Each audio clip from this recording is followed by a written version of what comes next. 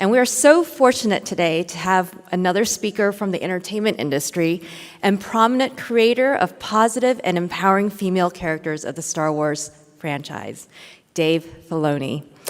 Dave is an animation director, voice actor, writer, and animator. He is most known for his work on Avatar, The Last Airbender, and Star Wars, The Clone Wars. The latter series surpassed the rare industry milestone of 100 episodes and has won 4 Emmy Awards. Congratulations. Presently, he is the executive producer on the series Star Wars Rebels. So please welcome Dave Filoni, who will talk to us about the power of storytelling in Hollywood.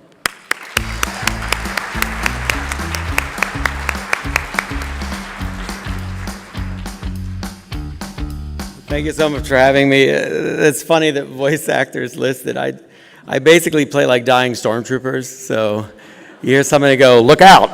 Like that's usually me. It's not like this exceptional skill, but suddenly I'm a voice actor. So thank you. I mean, I'll take it. Thank you for that great introduction. I have to say it was overwhelming being here and hearing about all the technology and women's roles and expanding roles. It's something that we've been discussing, frankly, at Lucasfilm since I got there in 2005.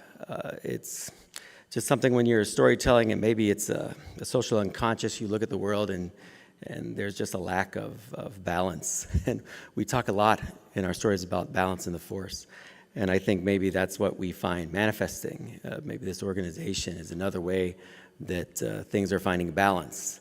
And we're in desperate need of balance in our world today. When I look at Star Wars dating back to 1977, we have one of the most probably famous female characters of all time in all film, and Princess Leia.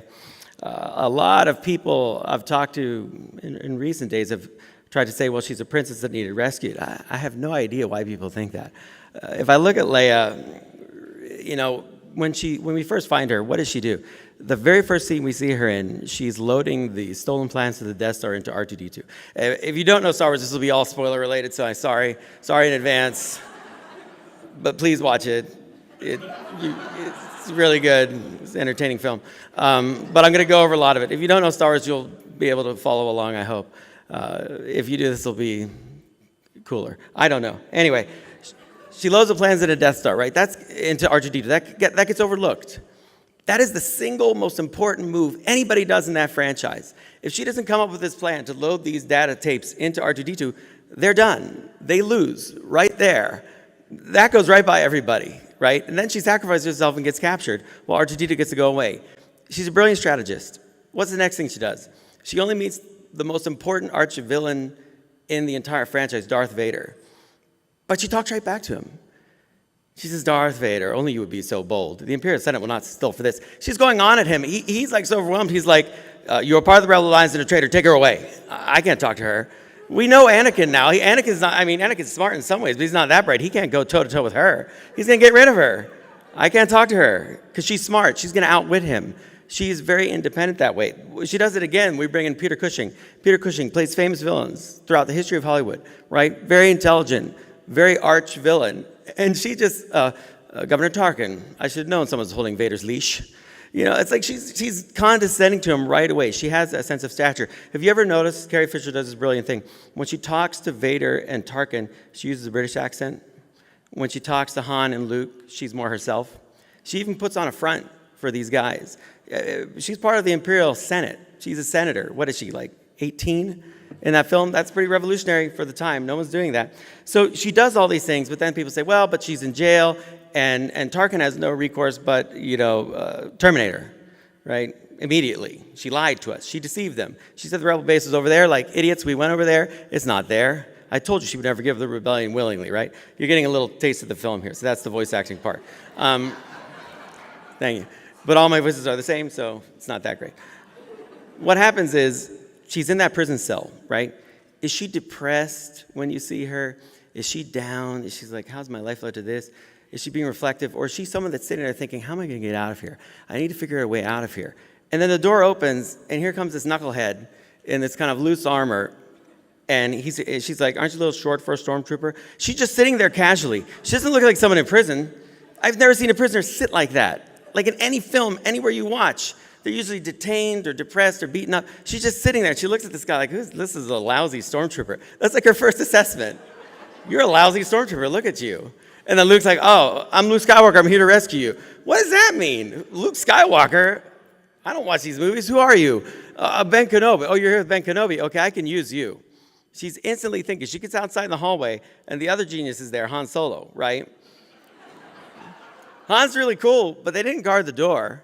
They're not that smart. He didn't lie to the Imperials as well as she did. So she assesses the situation in the hallway under gunfire, and she grabs Luke's blaster. She says, one of rescue. When you came into this place, you have a plan for getting out? And Han's like, he's the brains, sweetheart. That's his answer. Great. That's really going to help. Luke's just like, well, I didn't know anything. And so she takes a gun, blasts a hole. They're like into the garbage chute, flyboy, and they get out. Right? It's because of her. She didn't need rescued. She rescued them immediately. Just take note of that. When you get down the hallway, she says, I don't know who you are, where you came from. From now on, we listen to one person, me. And she takes charge. Princess Leia, not your typical princess. All right?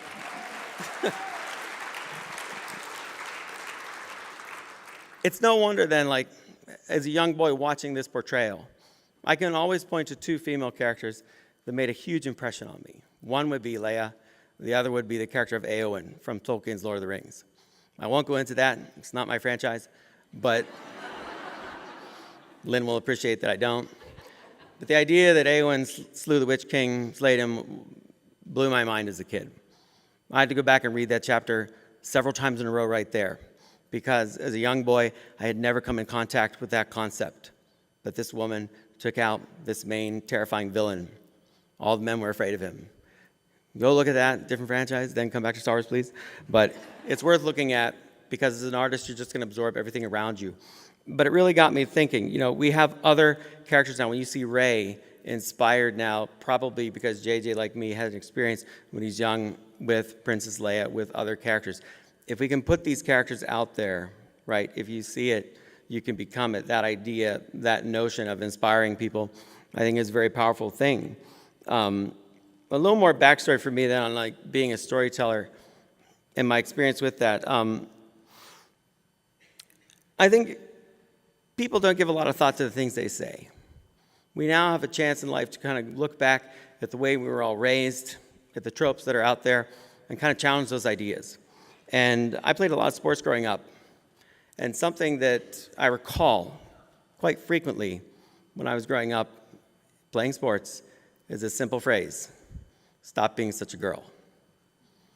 Don't be a girl. All right. I didn't think about it. A little boy growing up, I know what that means. I'm not going to be weak. Start to think of all the negative connotations there. I didn't think of that stuff. It wasn't until years later, we just accept that. That's just accepted. That's happening today everywhere, ballparks, on football fields, wherever you have sports being played, or frankly, not even in sports, just out there in the world where someone's expressing emotion, And my wife has been integral here. I have to give her credit. We would talk a lot. One of the things I love about Annie is she's immensely intelligent, Annie, far better storyteller than I am. And she really would discuss with me women's issues about equality, not just in the world, but on film. And it made me start to look at things and why would I gravitate to telling the story beats I did or creating the characters I did. And she brought up this fact, well, stop being a girl. And I looked at it, and the first step for you as a storyteller is to try to listen to other people and what they have to say and take their viewpoint as serious and important and not be ashamed when you realize that you've done some of these terrible things. I have to admit to you, I would have said that probably many times growing up and not thought anything of it. You want to start to affect change then, you have to kind of forgive yourself for this foolish behavior and say, now I want to be a part of a change. That dynamic is wrong because what we're saying when we say these simple words in this moment is we're devaluing people. We're making people as lesser.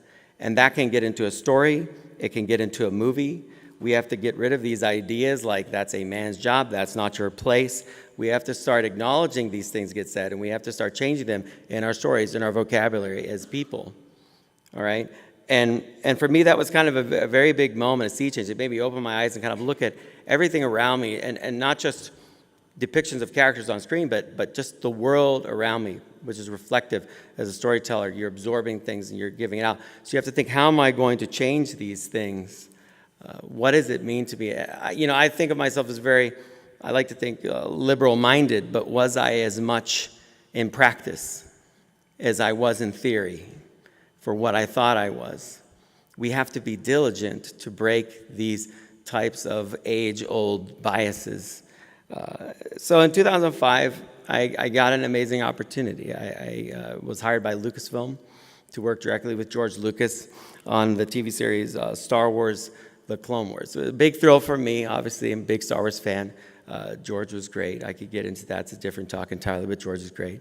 And one of the things that George wanted to do right off the bat was he wanted to give Anakin Skywalker, kind of the great hero, the guy, a young girl apprentice. So there are several things challenging about that, not the least of which is Anakin didn't even ever have in canon the idea that he had an apprentice, let alone that it would be a girl. I didn't care. I thought that's a great idea because I didn't want to just make Luke Skywalker again.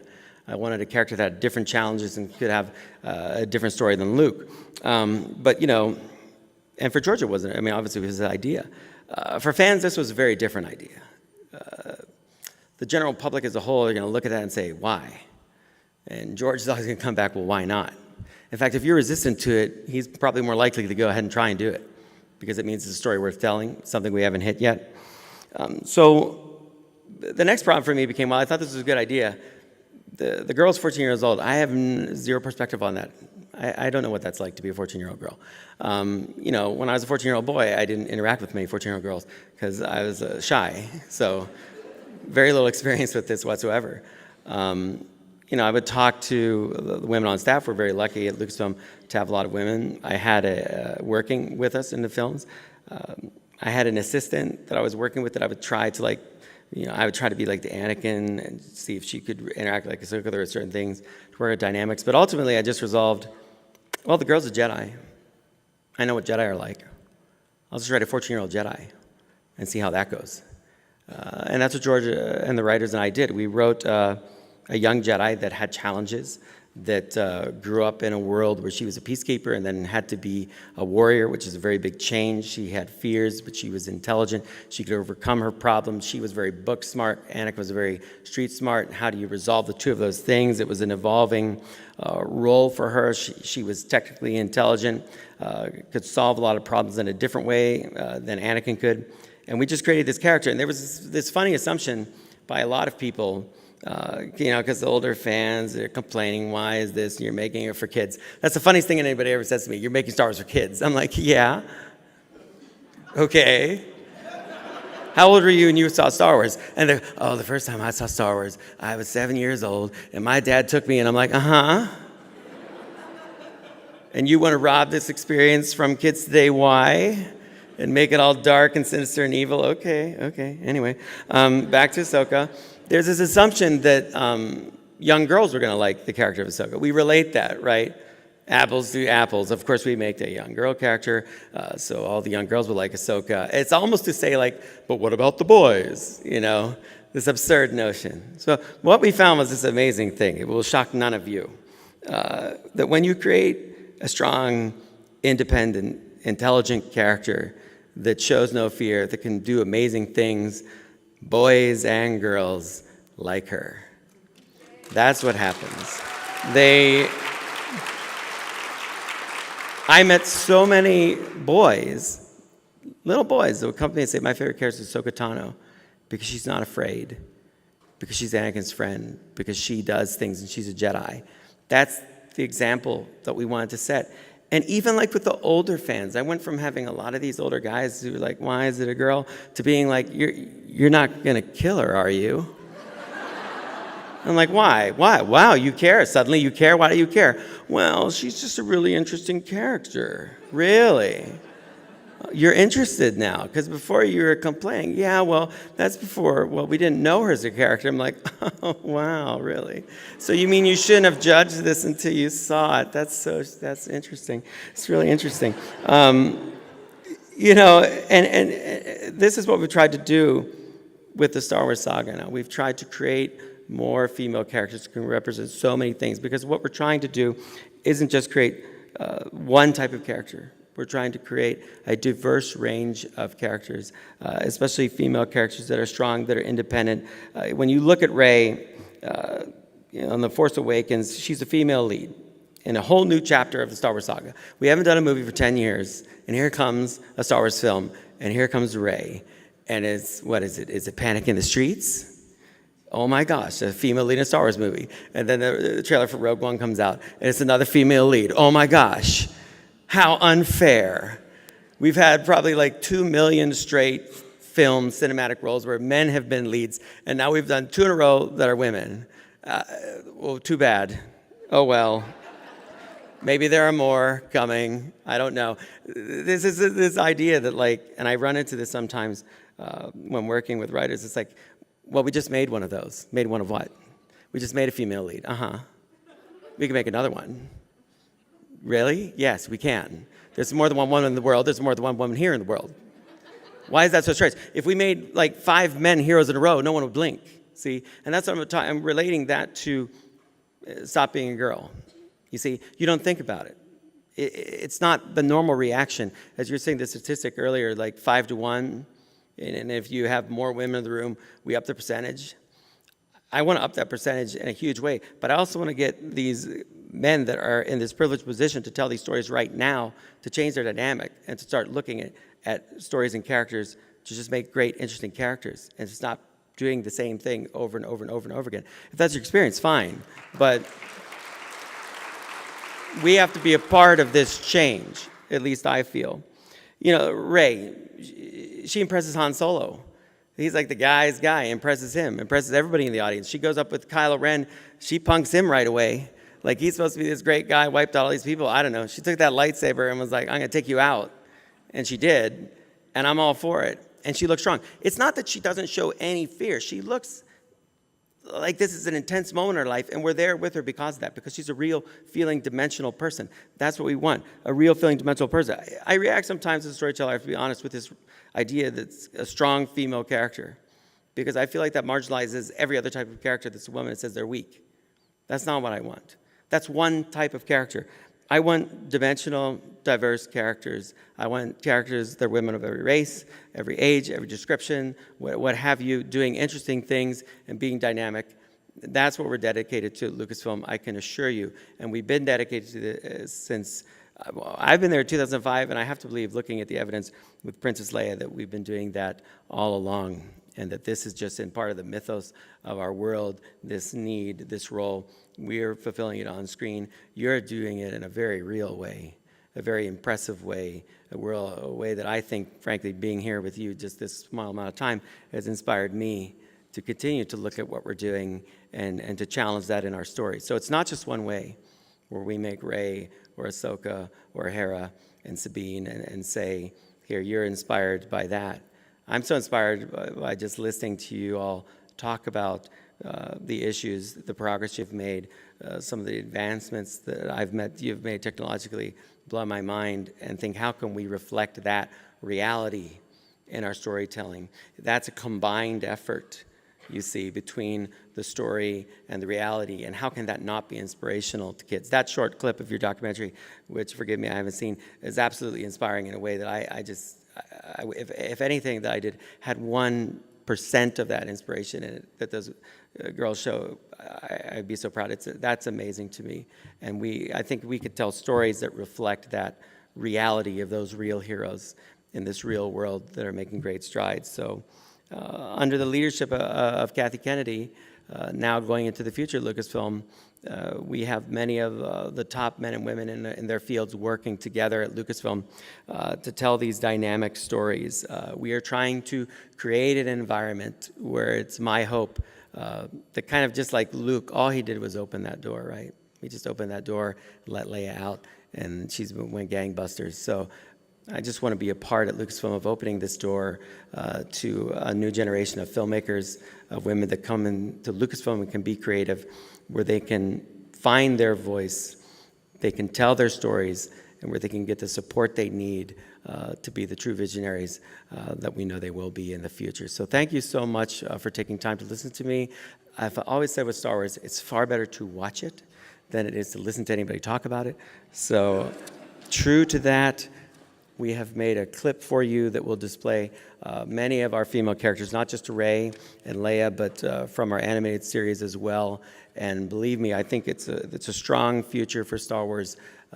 Our force for women characters, strong women characters, intelligent women characters, characters of all description. It won't just stop with 2 movies. It's something we're dedicated to for the foreseeable future because they're just great characters. Thank you so much.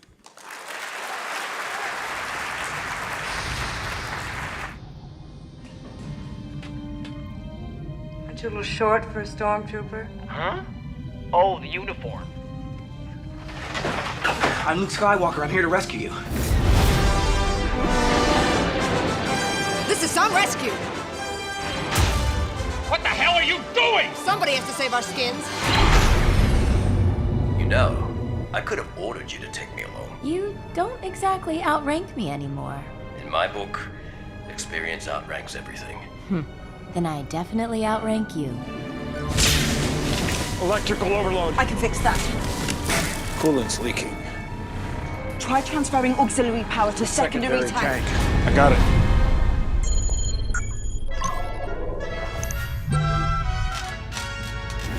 These doors are heavily secured by the government. It won't be secure for long. Good. Gently.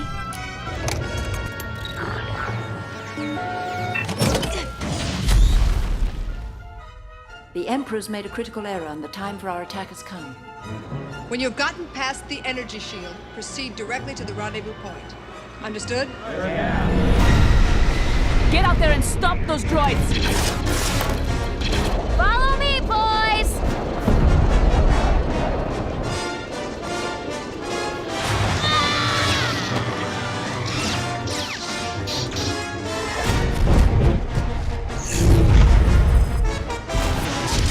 Onderon is ours, and we will keep reminding them until we get it back.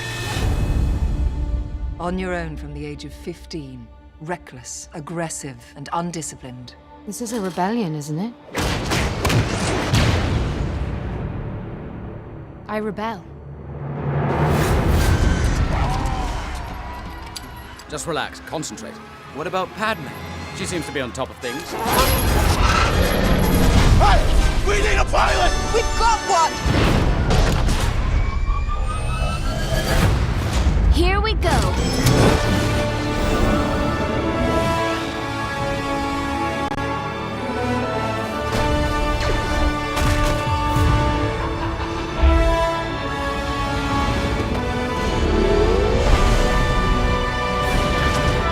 Hang on! The belonging you seek is not behind you. It is ahead. I am no Jedi, but I know the Force. I remember a time when Jedi were not generals, but peacekeepers. I will not condone a course of action that will lead us to war. Will I ever see you again? What does your heart tell you? Leia. Follow me. You are making a mistake. Maybe, but I have to sort this out on my own. Without the Council, and without you. Rey, may the Force be with you.